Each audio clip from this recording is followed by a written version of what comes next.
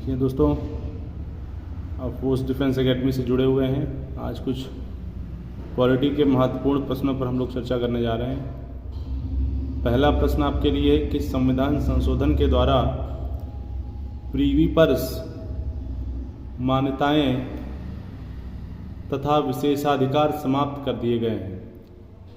किसी संविधान संशोधन के द्वारा प्रीवियर्स मान्यताएं तथा विशेषाधिकार समाप्त कर दिए गए। उत्तर आपके सामने दिया हुआ है 26वां संविधान संशोधन 1971।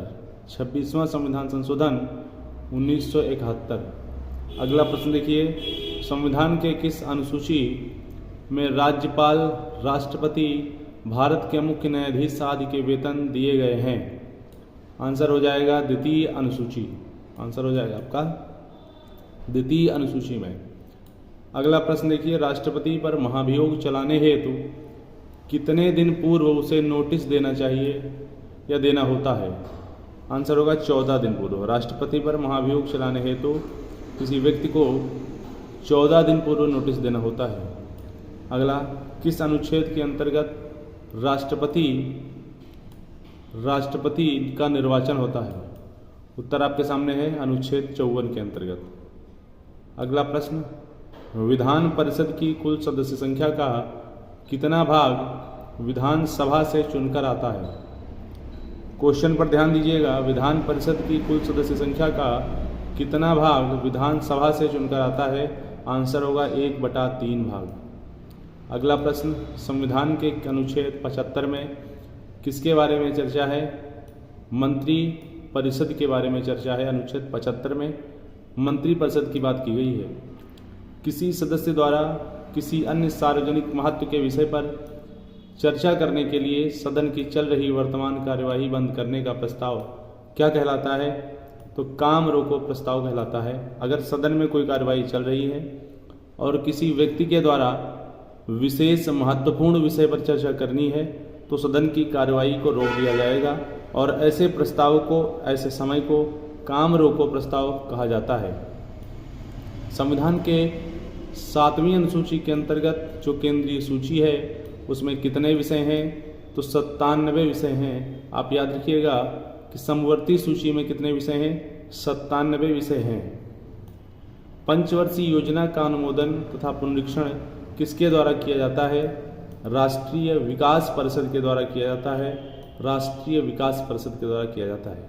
अगला प्रश्न देखिएगा, पंचायती राज प्रणाली किस पर आधारित है? तो सत्ता के विकेंद्रीकरण पर आधारित है। पंचायती राज प्रणाली सत्ता के विकेंद्रीकरण पर आधारित है। आप उत्तर देख पा रहे होंगे। भारत के प्रथम लोकसभा के उपाध्यक्ष कौन थे? नेक्स्ट क्वेश्चन, भारत के प्रथम लोकसभा उपाध्यक्ष कौन थे? एम अनंतशयनम आयंगर। एम अनंतशयनम आयंगर भारत के प्रथम लोकसभा अध्यक्ष थे। अगला प्रश्न देखिएगा, शिक्षा पहले राज्य सूची के अंतर्गत आती थी। किस संविधान संशोधन अधिनियम द्वारा इसे समवर्ती सूची में लाया गया है? 42वें संविधान संशोधन अधिनियम द्वारा शिक्षा को अब समवर्ती सूची में लाया गया है, जो पहले राज्य सूची के अंतर्गत आती थी। तो आपसे पूछा जाएगा कि शिक्षा पहले राज्य सूची में थी, अब समवर्ती सूची में आ गई है, किस अधिनियम के द्वारा? तो 42वें संशोधन अधिनियम के द्वारा ये हुआ है। अगला प्रश्न देखिएगा, भारतीय संविधान के किस अनुच्छेद में मौलिक कर्तव्यों की चर्चा की गई है? भारतीय संविधान के किस अनुच्छेद में मौलिक कर्तव्यों की चर्चा की गई है? अनुच्छेद 51A में संविधान के मौलिक कर्तव्यों की चर्चा की गई है और ये यूनाइटेड किंगडम यानी रूस से लिया गया है। रूस से लिया गया है, सोवियत संघ रूस से। संविधान के किस संशोधन द्वारा संपत्ति के अधिकार को मूल अधिकारों की श्रेणी से निकाल दिया गया है? अब जो आपका संपत्ति का अधिकार है यह मूल अधिकार नहीं रह गया है, तो किसके द्वारा इसे हटा दिया गया? 44वें संविधान संशोधन के द्वारा हटा दिया गया है। अगला प्रश्न, स्वतंत्र भारत में राज्यसभा के प्रथम सभापति कौन थे? डॉक्टर सर्वपल्ली राधाकृष्णन। स्वतंत्र भारत के प्रथम लोकसभा अध्यक्ष कौन थे? गणेश वासुदेव मावलंकर थे। इन्हें हम GV मावलंकर के नाम से भी जानते हैं। अगला प्रश्न देखिएगा, जम्मू कश्मीर को संविधान के किस अनुच्छेद के अंतर्गत विशेष दर्जा प्राप्त है? चूंकि पहले का प्रश्न है ये, इसलिए यहाँ पर होगा था। अनुच्छेद 370 के अंतर्गत संविधान के अनुच्छेद 370 के अंतर्गत जम्मू कश्मीर को विशेष राज्य का दर्जा प्राप्त है। लोकसभा सदस्यों को शपथ कौन ग्रहण कराता है? तो राष्ट्रपति अथवा उसके द्वारा अधिकृत कोई भी व्यक्ति लोकसभा सदस्यों को शपथ ग्रहण करवा सकता है। अप्रत्याशित अनफोर्सीन व्ययों की पूर्ति के लिए भारत की आकस्मिक निधि से कौन धन निकाल सकता है? तो राष्ट्रपति धन निकाल सकता है। अगला, किस सामाजिक बुराई को दूर करने के लिए शारदा एक्ट बनाया गया? याद रखिएगा, इंपॉर्टेंट क्वेश्चन है। शारदा एक्ट किस बुराई को दूर करने के लिए बनाया गया है? बाल विवाह को रोकने के लिए बनाया गया है। संविधान सभा की प्रथम बैठक कब हुई थी? 9 दिसंबर 1946 को। आपको बताते चलें, दूसरी बैठक 11 दिसंबर 1946 को, तीसरी बैठक 23 दिसंबर 1946 को और अंतिम बैठक 24 जनवरी 1950 को अंतिम बैठक हुई थी। भारत के पहले उप प्रधानमंत्री कौन थे? सरदार वल्लभ भाई पटेल भारत के पहले उप प्रधानमंत्री थे। अगला क्वेश्चन, भारत में संघ राज्य क्षेत्रों का प्रकाशन किसके द्वारा होता है? तो राष्ट्रपति के द्वारा होता है। अगला प्रश्न, भारतीय संविधान की प्रस्तावना में समाजवादी, धर्मनिरपेक्ष तथा अखंडता शब्दों को किस संशोधन द्वारा जोड़ा गया है? तो 42वें संविधान संशोधन के द्वारा जोड़ा गया है। 1976 में संशोधन हुआ था।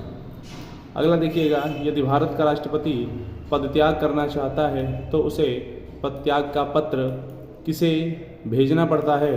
आंसर होगा उपराष्ट्रपति को। राष्ट्रपति अगर पदत्याग करना चाहता है तो उसे उपराष्ट्रपति को अपना त्याग पत्र भेजना पड़ता है।